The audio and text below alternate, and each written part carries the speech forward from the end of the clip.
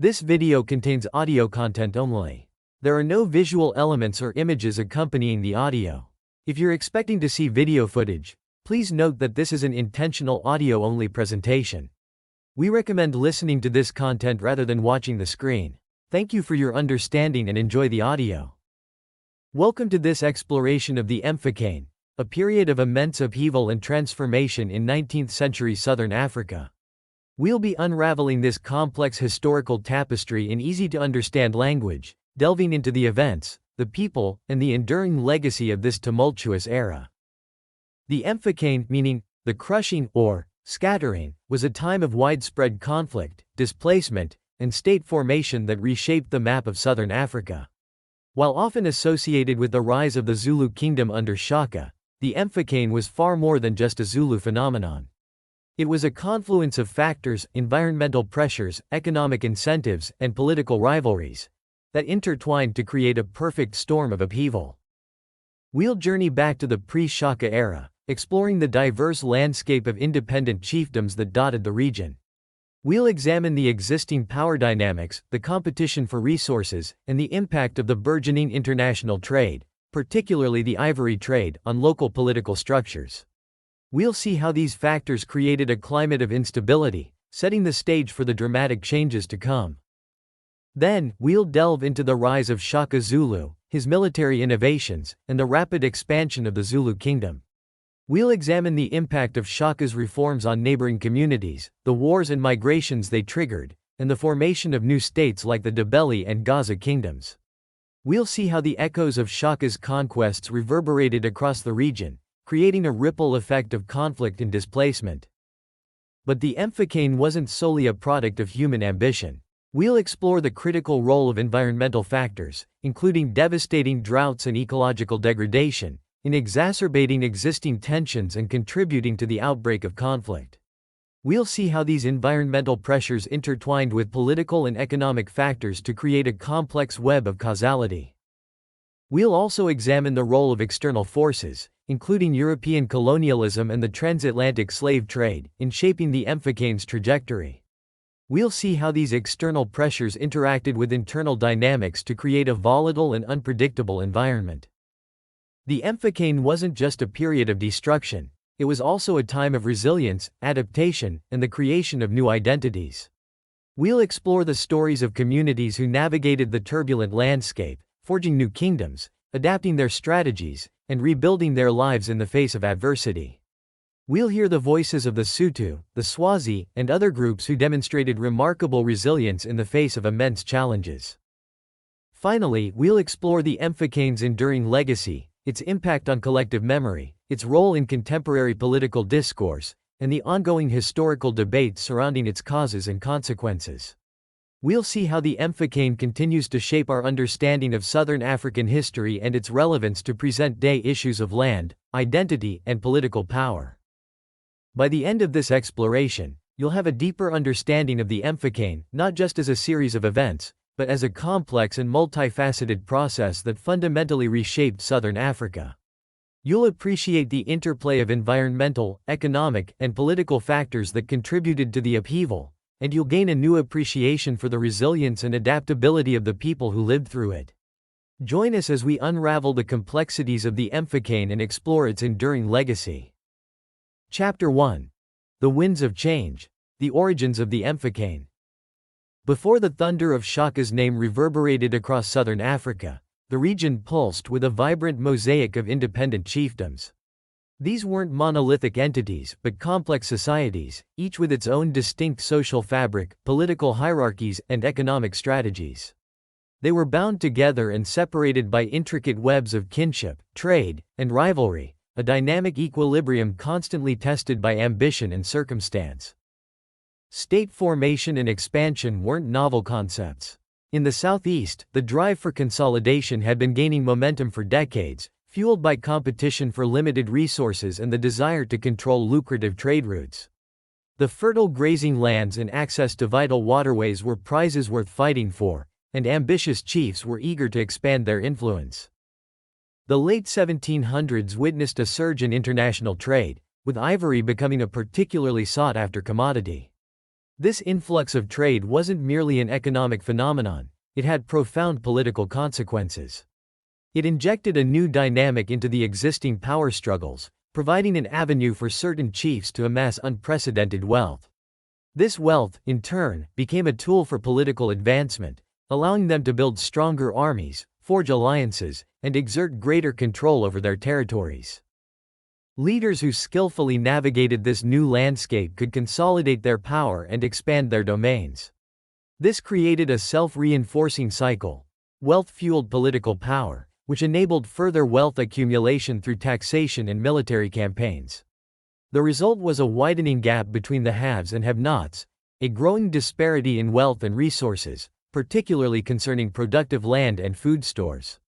This imbalance destabilized the existing order, exacerbating tensions and setting the stage for conflict. Delagoa Bay, with its international port, became a crucible of these intensifying rivalries. Control of this vital trade hub meant access to European goods, including firearms, which could dramatically shift the balance of power. Local groups like the Tembe and Mabudu Tembe clashed fiercely for dominance, absorbing or expelling smaller neighboring polities. The Abakwa de Lamini, a Nuni clan, found themselves caught in the crossfire. Forced from their ancestral lands by the escalating violence, they embarked on a journey of forced migration, a journey that would eventually lead to the establishment of the Swazi kingdom. Their displacement was a harbinger of the larger dislocations that would characterize the Mfecane. Further inland, between the Fongolo and Thukela rivers, the Nexamalo and Nyombos chiefdoms were also ascending. The Nexamalo, under their ambitious leaders Zwide, developed into the powerful Ndwendwe paramountcy, known for their military prowess and aggressive expansionist policies.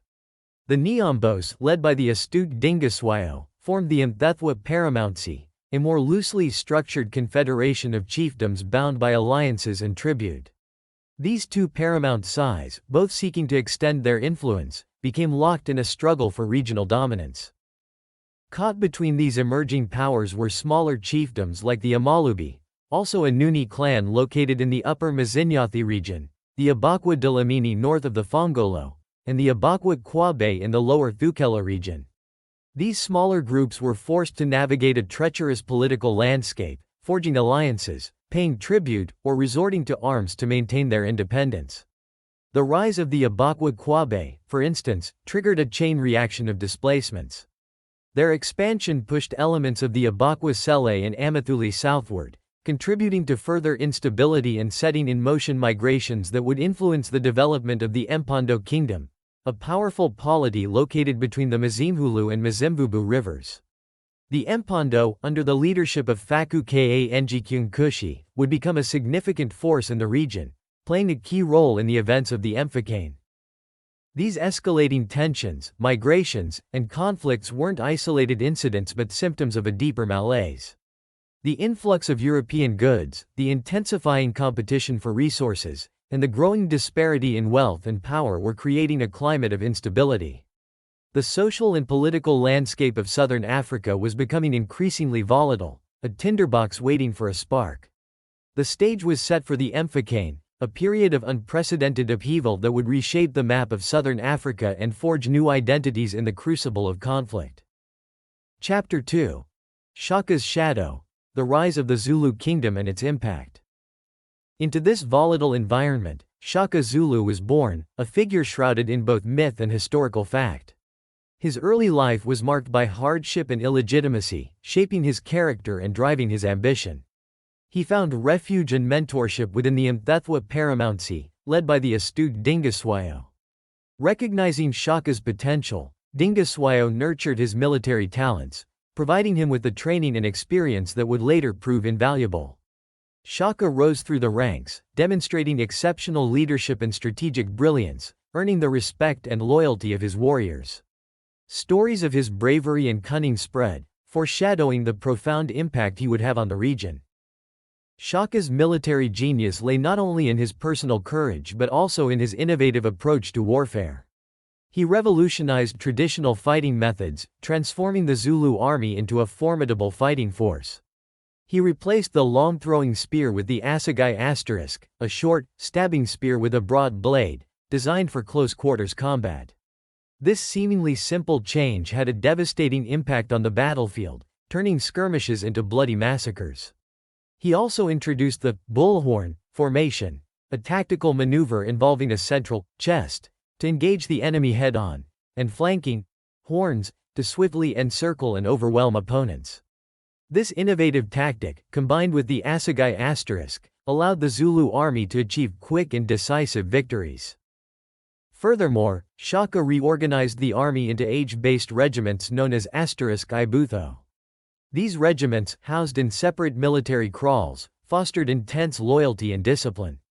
Shaka demanded absolute obedience and instilled a warrior ethos that emphasized speed, agility, and ruthlessness. The *ibutho* trained relentlessly, undergoing grueling physical conditioning and mastering Shaka's new tactics. They became renowned for their speed and endurance, able to cover vast distances quickly and launch surprise attacks. This combination of innovative weaponry, tactics, and organization transformed the Zulu army into an unstoppable force.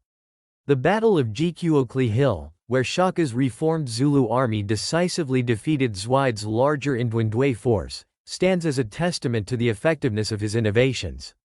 This victory solidified Shaka's reputation as a brilliant military strategist and marked a turning point in the struggle for regional dominance. Following Dingiswayo's death at the hands of Zwide, Shaka seized control of the Mfecane paramountcy. He embarked on a campaign of rapid expansion, driven by both ambition and the need to secure resources in an increasingly competitive environment. The Zulu kingdom, fueled by Shaka's military reforms, absorbed or conquered numerous neighboring chiefdoms. The impact on surrounding communities was devastating. Some, like the Abakwa Kwabe, were incorporated into the Zulu kingdom, forced to assimilate into the Zulu culture and military structure. Others chose a different path, fleeing their ancestral lands to escape the Zulu onslaught. The Ndwandwe, under Zwide, became Shaka's primary rivals. Their conflicts were particularly brutal and destabilizing, marked by a series of raids and counter-raids that left a trail of destruction and displacement. The Ndwandwe, despite their initial strength, were ultimately unable to withstand the Zulu onslaught. Their defeat at the hands of Shaka's forces led to the fragmentation of their paramountcy, scattering their people and reshaping the political map of the region. Groups splintered off under leaders like Soshingane and Zwainendaba, embarking on their own migrations northward. Soshingane led his followers to the Delagoa Bay region, where he established the Gaza Kingdom, which would eventually dominate parts of present-day Mozambique. Zwainendaba, another Ndwandwe offshoot, led his people on a long and arduous journey north, eventually crossing the Zambezi River and establishing a powerful Ngoni kingdom in present-day Malawi. These migrations, triggered by the Zulu expansion, created a ripple effect of conflict and displacement throughout southeastern Africa. The reverberations of these upheavals would be felt for decades to come. Even communities further afield weren't immune to the Zulu kingdom's growing influence. The Mpondo, though relatively distant, found themselves drawn into the vortex of the Mfecane. Some fleeing groups sought refuge within the Mpondo kingdom, while others clashed with them for control of territory. The Baka, another powerful chiefdom, also emerged from the crucible of the Mfecane, vying for dominance in the region between the Mzimhulu and Mzimvubu rivers. These complex interactions, alliances, and conflicts demonstrate the far-reaching impact of the Zulu expansion under Shaka. Shaka's reign of terror came to an abrupt end in 1828 when he was assassinated by his half-brothers, Dingane and Malingana. Driven by jealousy and a desire for power, they plotted his demise, plunging the Zulu kingdom into a period of uncertainty. While Dingane ultimately consolidated power and continued the Zulu kingdom's expansion, the succession struggle further destabilized the region, contributing to the ongoing fragmentation and conflict. Dingane's rule, marked by paranoia and brutality, differed significantly from Shaka's. While Shaka was undoubtedly ruthless, he also possessed a degree of strategic vision. Dingane, on the other hand, was more focused on consolidating his own power and eliminating potential rivals. This shift in leadership had profound consequences for the Zulu kingdom and its neighbors, shaping the course of events in the years to come. The rise and fall of Shaka Zulu, and the initial expansion of the Zulu kingdom, left an indelible mark on southern Africa.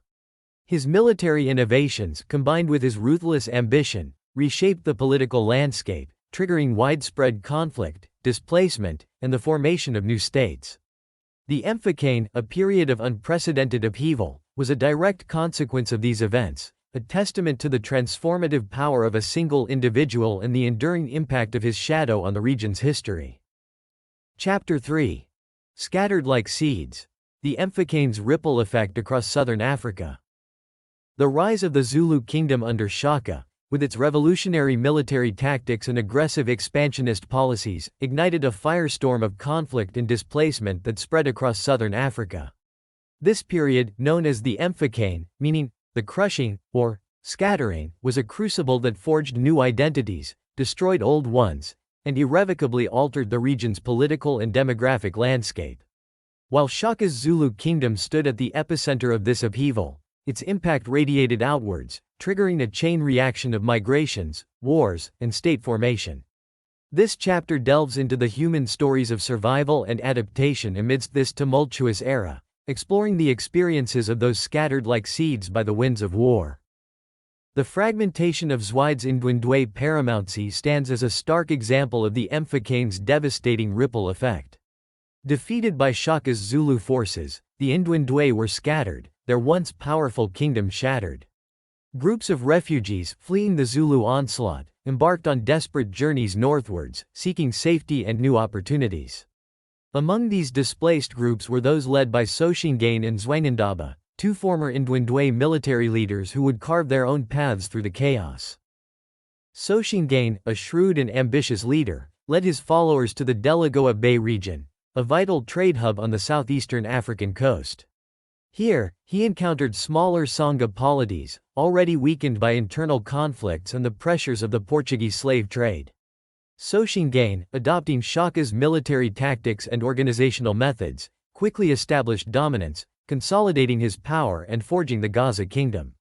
This new kingdom, built on conquest and assimilation, became a major force in the region, controlling key trade routes and exerting influence over the Portuguese slave trade at Delagoa Bay. Mfecane's rise exemplified the Mfecane's transformative power, demonstrating how displaced groups could adapt, innovate, and establish new power structures in the midst of turmoil. Zwangendaba, leading another Ndwendwe splinter group, embarked on a much longer and more arduous journey north. His followers, known as the Ngoni, faced immense challenges as they traversed vast distances, encountering hostile communities and navigating unfamiliar terrain. Their trek became a story of resilience and adaptation, a testament to their determination to survive. They clashed with other groups, incorporated some into their ranks, and adapted their tactics to the changing landscapes. Their journey ultimately led them across the Zambezi River, where they established a powerful Ngoni presence in present-day Malawi and Tanzania. Their arrival in these regions had a profound impact on the existing political structures, triggering further conflicts and migrations, demonstrating the Mfecane's far-reaching consequences. Another major player in the Mfecane drama was Mzilikazi, a former general in Shaka's army who led the Kumalo people away from the Zulu kingdom. Mzilikazi's departure wasn't a peaceful migration but a strategic retreat, driven by political rivalry and the desire to establish his own independent power base. The Kumalo's journey north was fraught with peril. They clashed with various communities along the way, including the Sutu and Sawana, leaving a trail of destruction and displacement. Mzilikazi, a skilled military leader, employed Shaka's tactics to devastating effect, conquering and incorporating smaller groups into his growing following. He eventually established the Ndebele kingdom in the Transvaal region, a testament to his leadership and the Kumalo people's resilience. The Ndebele kingdom's establishment wasn't merely a story of survival. It was an act of defiance, a rejection of Zulu dominance and a declaration of independence. Their presence in the Transvaal had a significant impact on the region's political landscape, reshaping alliances and sparking new conflicts with existing groups like the Pedi, who had carved out their own stronghold under the leadership of Sekwati. Sekwati, recognizing the Ndebele threat, adopted a strategy of fortified settlements, offering protection to refugees and building a powerful Pedi kingdom. The Sutu, under the astute leadership of Moshoeshoe, navigated the turbulent Mfecane period with remarkable skill and resilience. Moshoeshoe recognized the need for unity and strength in the face of the encroaching chaos. He consolidated Sotho power in the mountainous region of present-day Lesotho, a natural fortress that offered protection from invaders. Moshoeshoe wasn't solely reliant on military strength. He employed diplomacy and strategic alliances, forging relationships with missionaries and skillfully playing rival groups against each other. He offered refuge to those fleeing the violence, incorporating them into the Sotho kingdom and strengthening his own position. Recognizing the growing threat of both the Zulu and the expanding Boer republics, Moshoeshoe eventually sought British protection, establishing Basutoland as a protectorate and securing his people's survival in a rapidly changing world. The Swazi, under Sobhuza I, also demonstrated remarkable adaptability during the Mfecane. Facing pressure from the Zulu and other expanding groups, Sobhuza consolidated Swazi power by centralizing authority, building a strong military, and incorporating smaller chiefdoms into his kingdom. He skillfully navigated the treacherous political landscape, forging alliances and strategically retreating when necessary. The Swazi, like the Sotho, used the mountainous terrain to their advantage, establishing a secure base from which to expand their influence. Sobhuza's leadership ensured the Swazi kingdom's survival and laid the foundation for its future growth. The Mfecane's impact extended beyond the large kingdoms and powerful chiefdoms. Smaller communities and chiefdoms, like the Baka, Bombana, and those situated between the Mzimhulu and Mzimvubu rivers, also faced the brunt of the upheaval. Their stories, often overlooked in grand narratives, are crucial for understanding the Mfecane's human toll. These smaller groups employed various strategies for survival. Some migrated to less contested territories, seeking refuge in remote areas or joining larger, more powerful groups. Others formed alliances, pooling their resources and manpower to defend against invaders. The Bombana, for instance, faced Zulu raids and were forced to adapt their strategies. The Baka, under the leadership of Mfecane, carved out their own territory through conflict and alliances, demonstrating the agency of smaller groups in shaping the Mfecane's course. These smaller communities, though often caught in the crossfire of larger conflicts, demonstrated remarkable resilience and resourcefulness in navigating the turbulent landscape. Their stories, though less prominent, are no less significant in understanding the Mfecane's complex and multifaceted impact.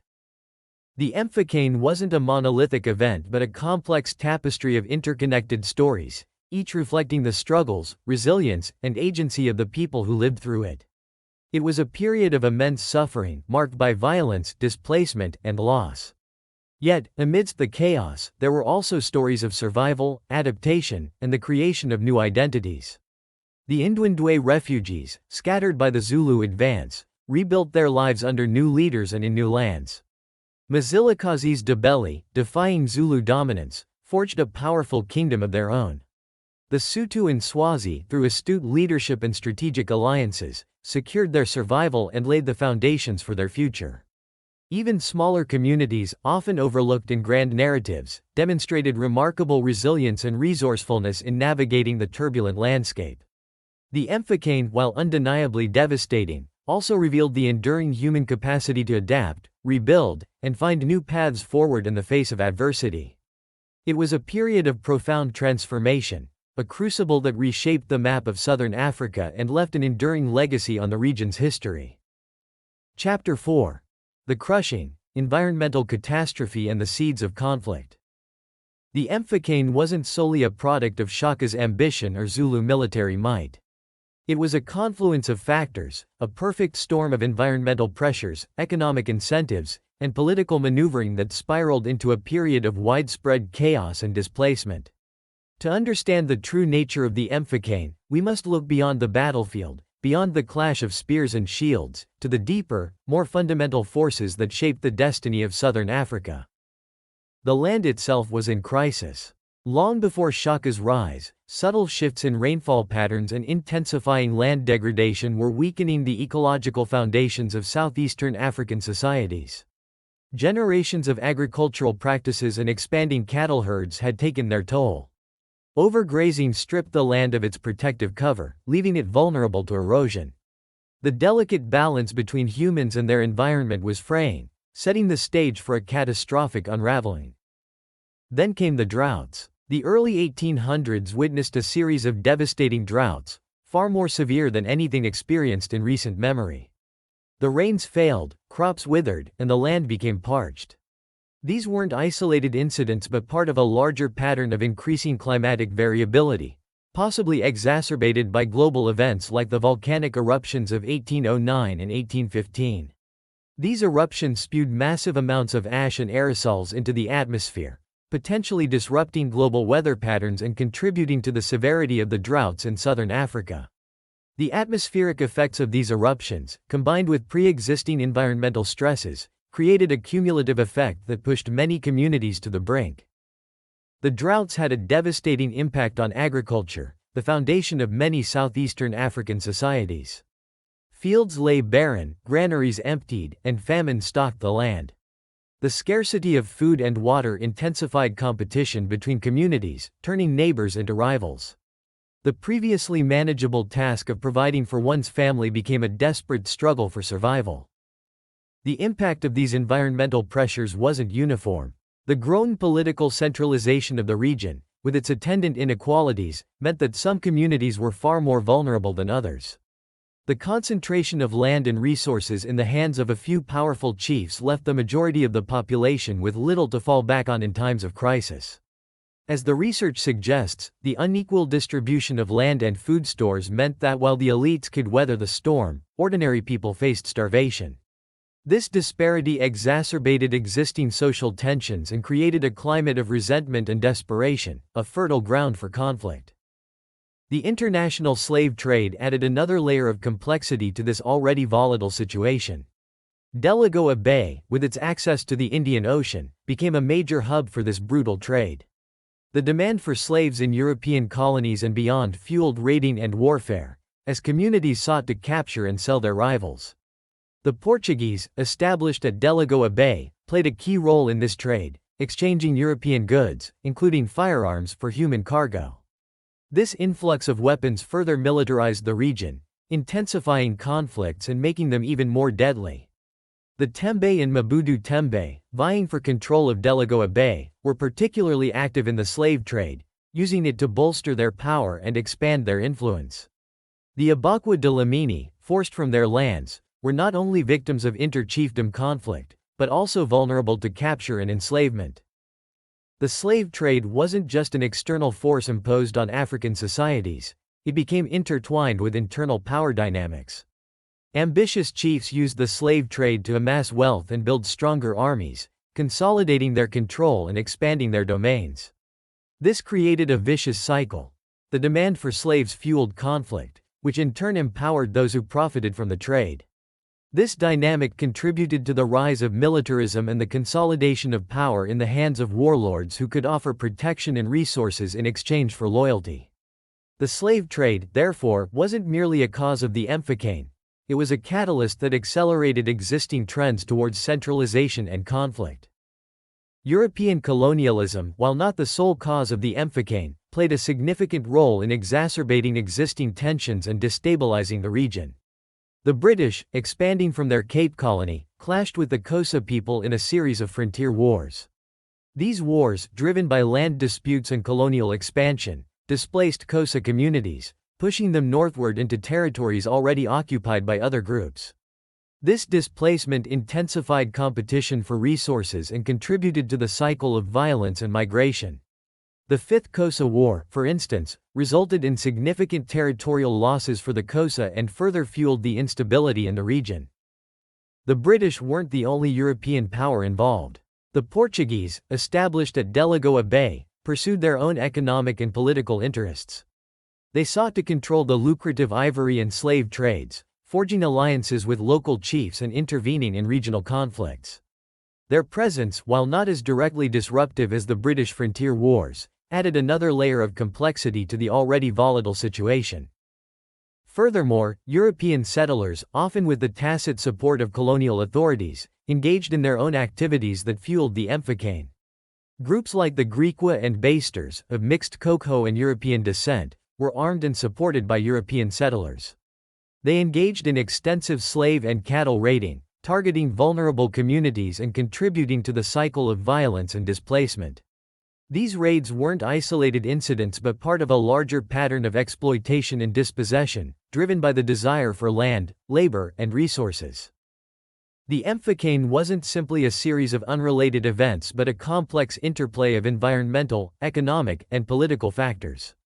The droughts and ecological degradation weakened communities, making them more vulnerable to conflict and exploitation.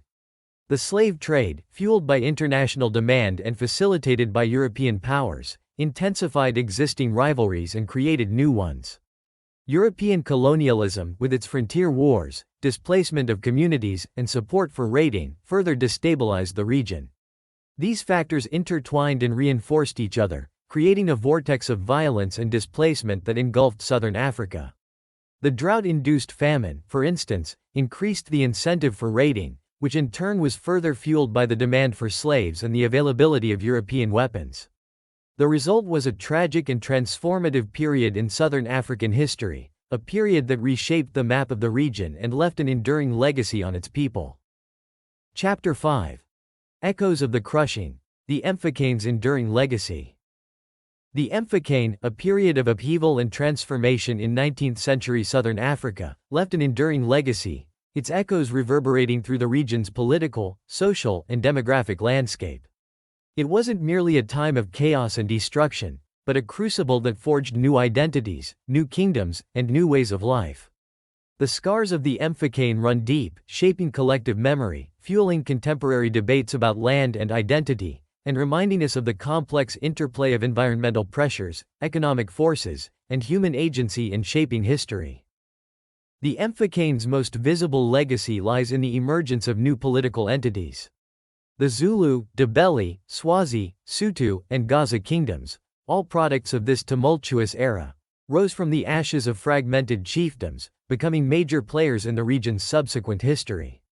Their formation wasn't simply a matter of military conquest. It involved complex processes of negotiation, assimilation, and adaptation. Mzilikazi, a former general in Shaka's army, exemplifies this process. He led the Kumalo people, a Nguni clan, away from the Zulu kingdom in the early 1820s, not as defeated subjects, but as strategic separatists seeking to establish their own independent power base. Their journey north was a harrowing odyssey, marked by clashes with the Sotho, Sawana, and other groups. Mzilikazi, adopting Shaka's military innovations, forged a powerful army, incorporating conquered communities and creating a new identity, the Ndebele. They eventually settled in the Transvaal region, establishing a kingdom that would become a significant force in the region. Their military organization, based on the Zulu model but adapted to the local context, allowed them to dominate their neighbors and resist Boer incursions for a time. Their eventual clashes with the Boers, culminating in their defeat and forced migration north of the Limpopo River, form a significant chapter in the history of both the Ndebele and the Afrikaners. Moshoeshoe I, leader of the Sotho, offers a different model of state formation during the Mfecane.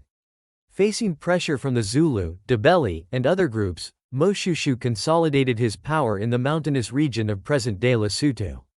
He skillfully employed diplomacy, forging alliances with missionaries and playing rival groups against each other.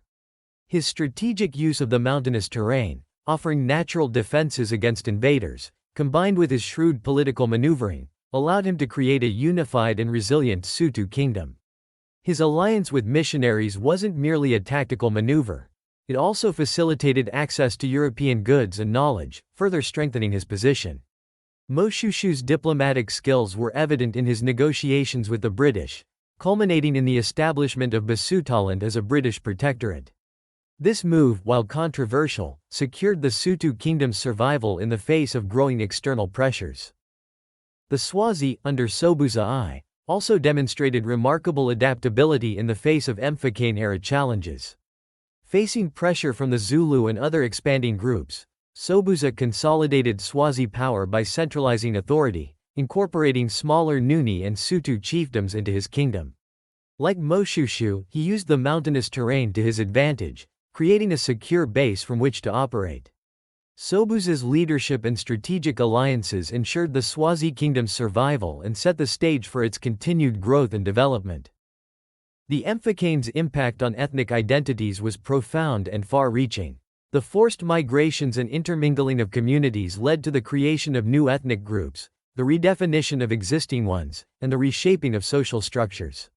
The Zulu identity itself evolved from a small clan to encompass a diverse group of people incorporated into Shaka's kingdom. This process of assimilation, while often brutal, created a sense of shared identity and purpose among the Zulu people. The absorption of various Nguni groups into the Zulu kingdom wasn't a uniform process. Some groups were forcibly integrated, losing their distinct identities and adopting Zulu customs and language.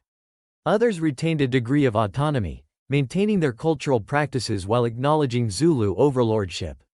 The Baka, for example, emerged as a distinct ethnic group during the Mfecane, consolidating their power through both conflict and alliances with neighboring communities.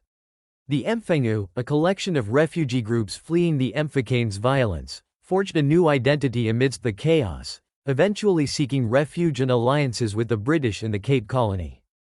Their emergence highlights the complex and often fluid nature of ethnic identity formation during this period. The Mfecane continues to shape collective memory and identity in southern Africa, with different communities remembering and interpreting the period in diverse and often contested ways. Early colonial accounts often demonized Shaka, portraying him as a bloodthirsty tyrant responsible for the region's devastation. These narratives, often tinged with racist undertones, served to justify colonial expansion and the dispossession of African lands. The portrayal of Shaka as a near-genocidal figure became entrenched in the colonial imagination, obscuring the complex interplay of factors that contributed to the Mfecane. Over time, however, Shaka's image has undergone a process of re-evaluation. African nationalist movements and scholars have challenged the colonial portrayal, emphasizing Shaka's military genius, his role in unifying the Zulu people, and his resistance to European encroachment. He has become a symbol of African resistance and nation-building, a figure to be celebrated rather than demonized. This reinterpretation reflects the ongoing struggle to reclaim African history and challenge colonial narratives. Different communities within southern Africa remember and commemorate the Mfecane in various ways. For the Zulu, Shaka remains a complex and controversial figure, both a symbol of pride and a reminder of a brutal past. Oral traditions, passed down through generations, preserve the memories of the Mfecane's upheavals, its heroes and villains, and its impact on their ancestors. Other communities, like the Ndebele, Sotho, and Swazi, have their own narratives and commemorations, often focusing on the resilience and adaptability of their people in the face of adversity. These diverse perspectives highlight the Mfecane's multifaceted nature and its enduring presence in the collective memory of the region. The Mfecane plays a significant role in contemporary discussions about land and identity in South Africa. The forced removals and land dispossession that occurred during this period have had long-lasting consequences, shaping patterns of land ownership and access to resources. The Mfecane is often invoked in debates about land redistribution and restitution, with some arguing that it provides a historical justification for reclaiming lost ancestral lands. These discussions are often fraught with emotion and reflect the ongoing struggle to address the legacy of colonialism and apartheid. The demographic impact of the Mfecane was undoubtedly significant, although precise figures remain elusive. While earlier estimates of millions of deaths are now considered exaggerated, the period undoubtedly resulted in substantial population loss through warfare, famine, and disease. John Omer Cooper, in his influential work *The Zulu Aftermath*, offered an estimate of 1 to 2 million deaths, a figure that has since been revised downwards by scholars. However, even these revised estimates point to a significant demographic impact, highlighting the Mfecane's destructive potential. The forced migrations that characterized the Mfecane had a profound impact on settlement patterns and resource distribution. The depopulation of some areas, like the Highveld, created opportunities for new settlements and the expansion of existing ones. The concentration of people in other areas, particularly in the Zulu kingdom, led to increased pressure on resources and intensified competition. These demographic shifts had long-term consequences, shaping the social, economic, and political landscape of the region. The influx of refugees into the Cape Colony, for instance, created a new pool of labor for white farmers, contributing to the development of a racially stratified labor system. The Mfecane's demographic impact wasn't just about numbers, it was about the disruption of families, communities, and social structures. The forced migrations separated families, broke kinship ties, and created a sense of displacement and loss. The trauma of these experiences had a lasting psychological impact, shaping individual and collective memories for generations to come. The Mfecane's legacy, therefore, isn't just about political and economic change.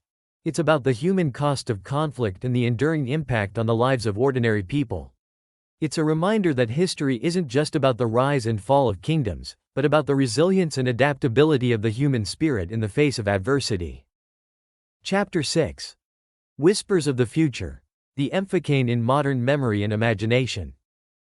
The Mfecane, a period of profound upheaval and transformation in 19th-century southern Africa, continues to resonate in the region's collective consciousness.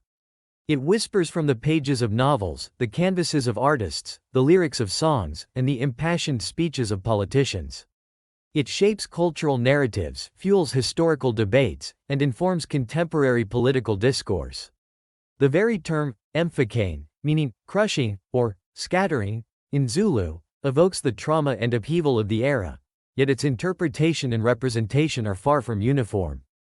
Different groups and communities have constructed their own narratives, reflecting their specific experiences and perspectives, weaving a complex tapestry of memory and meaning.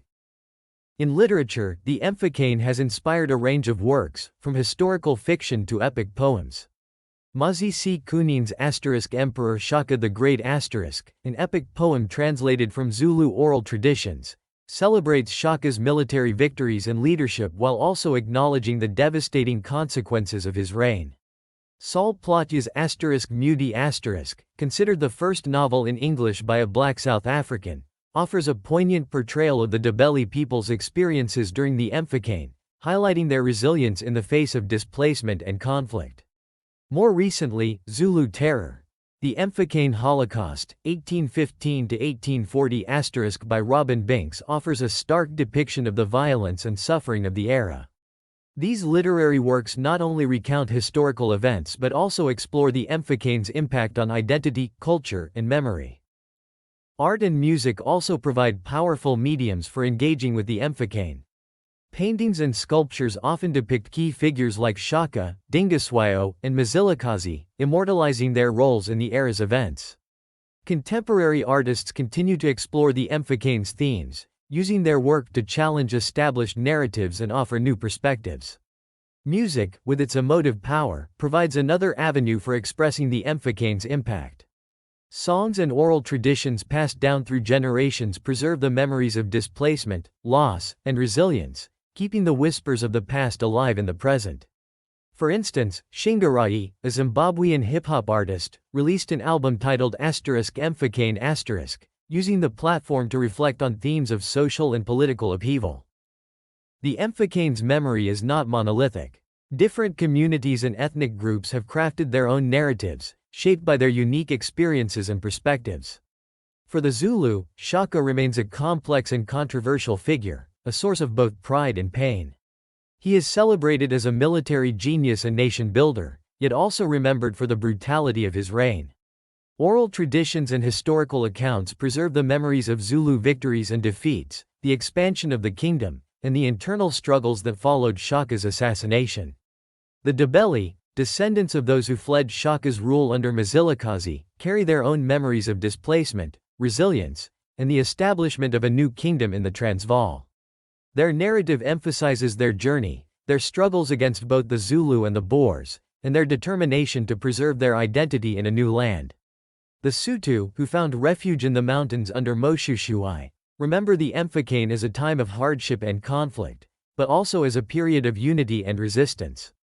Their narrative highlights Moshoeshoe's diplomatic skills, his ability to forge alliances and secure his people's survival in a turbulent era. These diverse perspectives, often passed down through oral traditions and cultural practices, enrich our understanding of the Mfecane's multifaceted nature and its enduring impact on Southern African societies. The Mfecane is not just a historical event, it's a potent symbol in contemporary political discourse. It is invoked in debates about land ownership, political legitimacy, and ethnic identity, serving different agendas depending on the context and the speaker. In South Africa, the Mfecane is often cited in discussions about land redistribution, with some arguing that it provides a historical justification for reclaiming land lost during the period's upheavals. Political groups may use the Mfecane to bolster their claims to power, drawing parallels between past struggles and present challenges. For example, Tendai Zinyama, a ZANU-PF cadre in Zimbabwe, frequently references historical events, including the Mfecane, in his social media posts to comment on contemporary political issues. The Mfecane, therefore, isn't merely a historical memory. It's a living presence in the political landscape, a tool for shaping narratives and mobilizing support.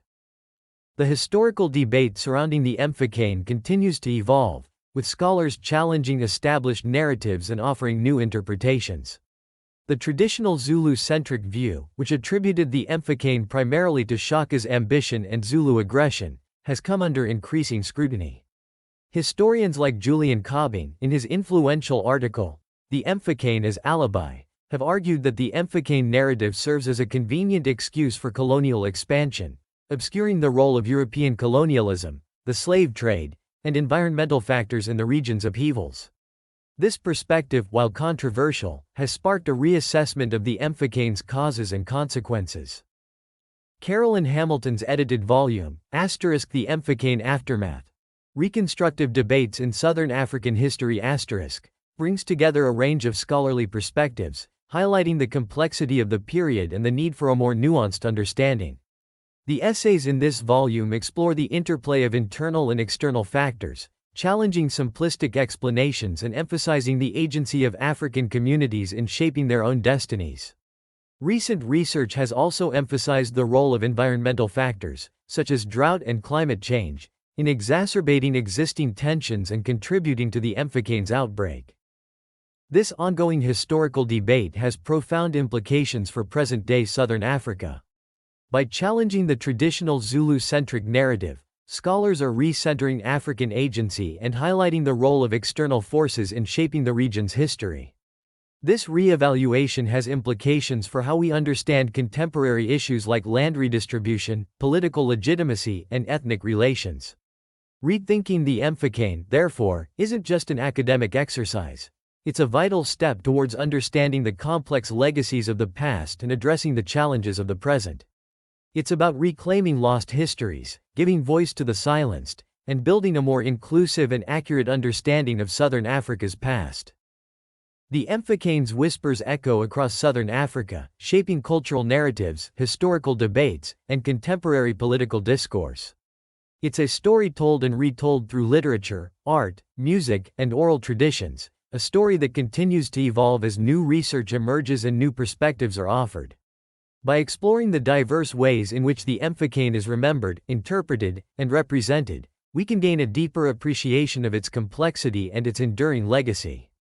It reminds us that history is not a fixed narrative but an ongoing conversation, a dialogue between the past and the present that shapes our understanding of who we are and where we come from. The Mfecane's impact reverberated across Southern Africa, triggering widespread migrations, wars, and the formation of new states. Displaced groups, like the Ngoni and Ndebele, adapted and innovated, forging new identities and establishing powerful kingdoms in new territories. Existing communities, such as the Sotho and Swazi, demonstrated remarkable resilience, employing diplomacy, strategic alliances, and innovative defenses to secure their survival. The Mfecane dramatically reshaped the political and demographic landscape of the region, its consequences felt for generations to come. The legacy of the Mfecane extends far beyond the 19th century. It continues to shape collective memory, inform political discourse, and inspire artistic expression. Different communities remember and interpret the period in diverse ways, highlighting its multifaceted nature. The Mfecane is invoked in contemporary debates about land ownership, identity, and political legitimacy, demonstrating its ongoing relevance. Historical scholarship continues to evolve, challenging established narratives and offering new interpretations, emphasizing the interplay of environmental, economic, and political factors, and recognizing the agency of African communities in shaping their own destinies. The Mfecane serves as a powerful reminder of the interconnectedness of environmental, economic, and political forces in shaping human history. It highlights the importance of understanding the complex interplay of these factors when analyzing historical events and their long-term consequences. It also underscores the resilience and adaptability of human communities in the face of adversity, their ability to innovate, rebuild, and forge new paths forward. What are your thoughts on the Mfecane? How do you think it continues to shape Southern Africa today? Share your perspectives and questions in the comments below. We encourage you to like this video and subscribe to our channel for more explorations of history's complexities. And remember, the pursuit of knowledge is a journey, not a destination. Keep exploring, keep questioning, and keep learning.